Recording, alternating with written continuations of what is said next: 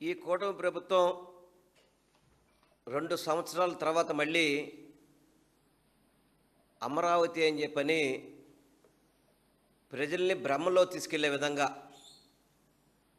ఏదో సాధించేసినట్టు, అమరావతికి మేము అది చేసాం ఇది చేసుకుని చెప్పుకునే విధంగా డబ్బాలో పలకడం మనం చూసాం. రాష్ట్ర ప్రభుత్వం వాళ్ళ పరిధిలో ఉంది, కేంద్ర ప్రభుత్వం వాళ్ళ పరిధిలో ఉంది.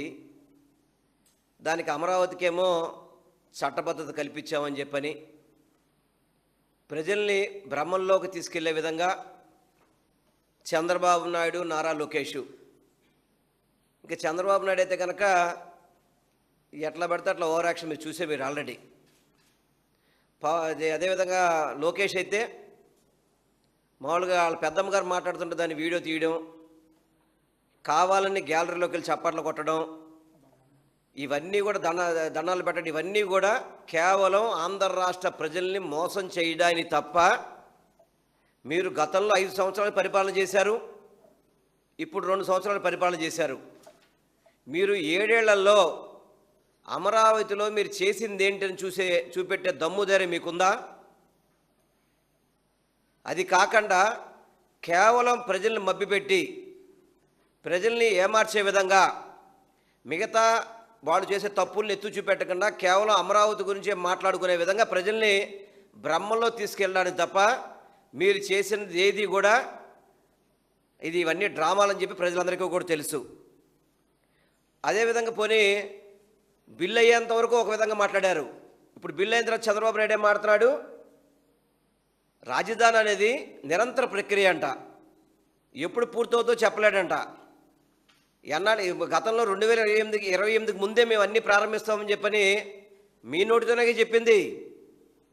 మీ కూటమి నాయకులందరూ కూడా డబ్బాలు కొట్టారు కదా, 28 కల్లా మేము అమరావతిని పూర్తి చేస్తామని చెప్పిన వ్యక్తులు ఇది నిరంతరం అవుతుంది, అమరావతి అనేది 5-6 బిల్డింగులతో అయ్యేది కాదు అని చెప్పని ఏదేదో మీరే మళ్ళీ మాట్లాడుతున్నారు కదా. అంటే మీరు ప్రజల్ని మోసం చేస్తున్నట్టే కదా మీరు.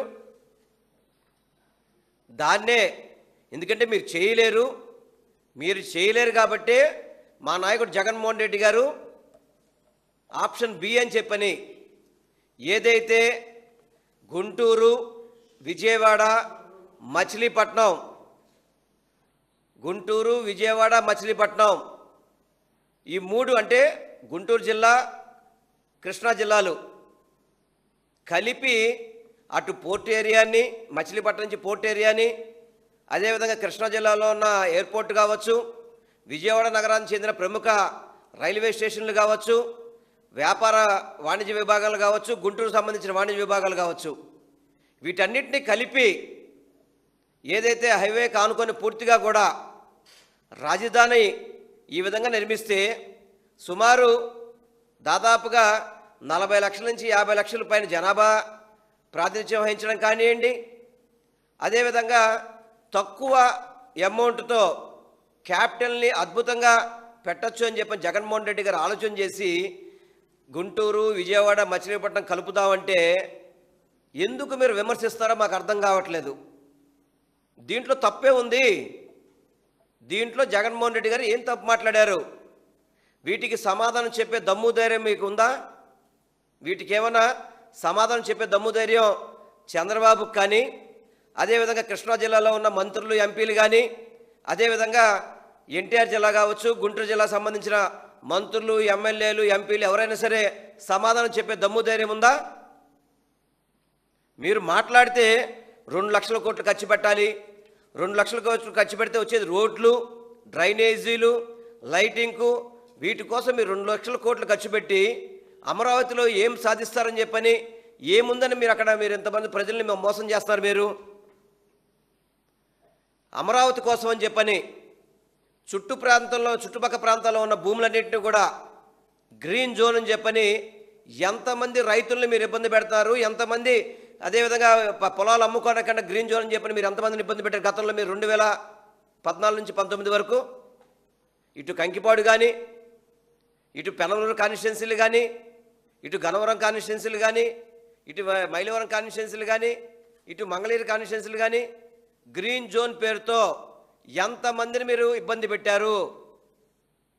అంటే మీరు అమరావతిలో ఏదో మీ యొక్క బినామీ స్థలాలు ఉన్నాయని చెప్పని వాటి కోసం అని చెప్పని మిగతా స్థలాలన్నింటినీ కూడా గ్రీన్ జోన్ అని పెడతారా మీరు? ఇదేనా మీరు అమరావతి మీద చెప్పే నిర్ణయాలు? ఇవేనా మీరు చెప్పేది? కనీసం మీ 7 ఏళ్ల పరిపాలనలో, అంటే 5 ఏళ్ళు ప్లస్ ఈ 2 ఏళ్ళు కలిపితే విజయవాడ నగరానికి ఒక్క మేలైనా చేశారా మీరేమన్నా? విజయవాడ నగరానికి ఒక్క మేలైనా చేశారా? కేవలం ఫ్లైఓవర్ శంకుస్థాపన పరిమితమయ్యారు మీరు 5 ఏళ్లలో, గత 5 ఏళ్లలో. కానీ జగన్మోహన్ రెడ్డి గారు వచ్చాక ఏదైతే బెంచ్ సర్కిల్ ఫ్లైఓవర్ మీరు శంకుస్థాపన చేసిన ఫ్లైఓవర్ని ప్రారంభించారు, మళ్ళీ ఆయన ఇంకొక ఫ్లైఓవర్కి శంకుస్థాపన చేసి ప్రారంభించారు. కనకదుర్గమ్మ ఫ్లైఓవర్ని ప్రారంభించడం జరిగింది. అదేవిధంగా రిటర్నింగ్ వాల్, కృష్ణానదికి సంబంధించి రిటర్నింగ్ వాల్ కానీ అభివృద్ధి అనేది విజయవాడ నగరానికి చూపెట్టింది వైఎస్ఆర్ కాంగ్రెస్ పార్టీ అని చెప్పి మీ అందరికీ కూడా నేను సభాముఖంగా తెలియపరచుకుంటున్నాను. అదేవిధంగా మచిలీపట్నం పోర్ట్ అనేది దశాబ్దాల కళ. మచిలీపట్నం పోర్ట్ అనేది దశాబ్దాల కళ. దాన్ని జగన్మోహన్ రెడ్డి గారు శంకుస్థాపన చేసి శరవేగంగా పనులు ప్రారంభిస్తే ఎందుకు మీరు ఆ పనుల్ని చేయలేకపోతున్నారు? ఇప్పుడు ఎందుకు పనులు చేయలేకపోతున్నారు? అంటే అమరావతి పోర్టు మీద ప్రేమ లేదు మీకు, విజయవాడ నగరాభివృద్ధి మీద ప్రేమ లేదు, గుంటూరు నగరాభివృద్ధి మీద ప్రేమ లేదు మీకు.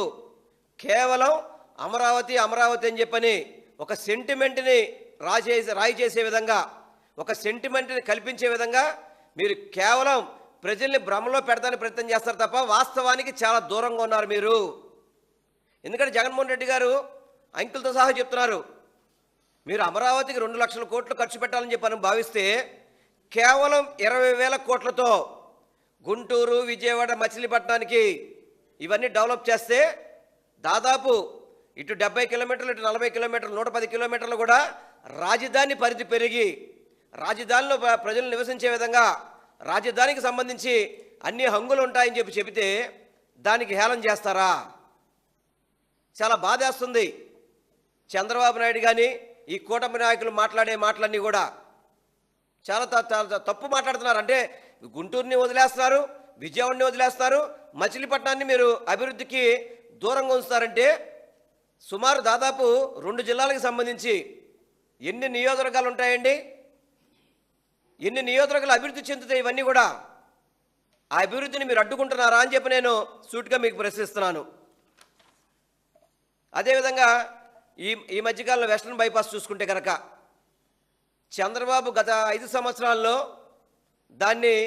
కనీసం దాన్ని ఊసి లేకుండా జగన్మోహన్ రెడ్డి గారు దాన్ని పూర్తిగా కూడా దాదాపు 90% పూర్తి చేస్తే ఇప్పటి వరకు కూడా మిగతా 10% పనులు ఎందుకు ఆపుతున్నారు మీరు అసలుకి వెస్ట్ బైపాస్ది?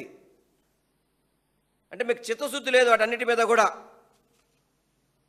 కేవలం అమరావతి అంటే 7-8 బిల్డింగ్లు కట్టేసి ఏదో ప్రభుత్వ సంవత్సరాలు పెట్టేస్తే ఇప్పుడు అంతా ఆన్లైనింగ్ విధానం వచ్చిన తర్వాత ఆఫీసులకు వెళ్ళాల్సిన పని ఏంటండి? ఈరోజు మీరే చెప్తున్నారు కదా, మీ సెల్ ఫోన్లో మీకు కావాల్సిన అన్ని ఇన్ఫర్మేషన్ ఇచ్చేస్తున్నప్పుడు మీరు ప్రభుత్వ సంస్థలు అక్కడ పెట్టి ఉపయోగం ఏంటండి దానివల్ల?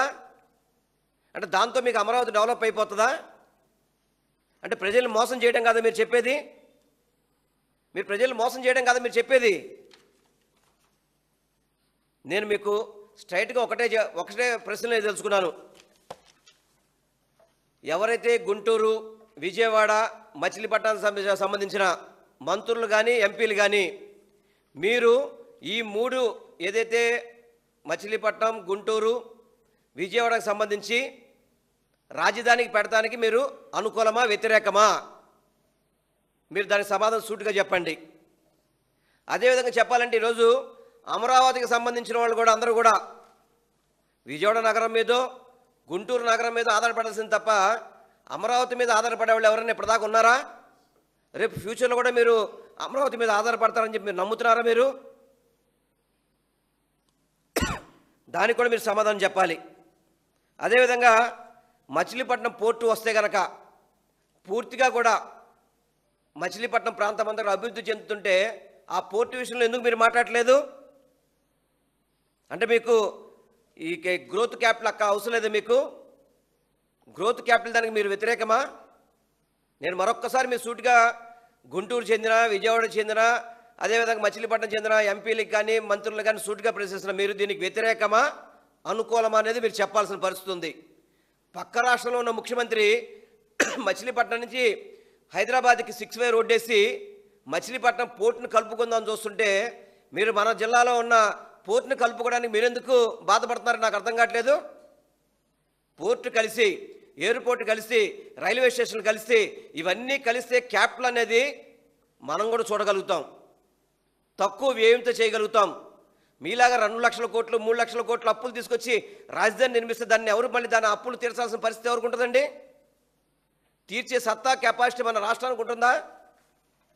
అందుకనే ప్రతి ఒక్కళ్ళు కూడా నేను రాష్ట్ర ప్రజానికానికి కోరుకునేది, గుంటూరు ఏదైతే మచిలీపట్నం, విజయవాడ, గుంటూరు ఏదైతే వైఎస్ జగన్మోహన్ రెడ్డి గారు చెప్పారో దాని గురించి ప్రతి ఒక్కళ్ళు ఆలోచన చేయాలి, కూటమిలో ఉన్న నాయకులను నిలదీయాలని చెప్పని తెలియపరచుకుంటూ ప్రతి ఒక్కళ్ళు దీన్ని పూర్తిగా అబ్జర్వ్ చేయాలని మనస్ఫూర్తిగా కూడా నేను కోరుకుంటున్నాను.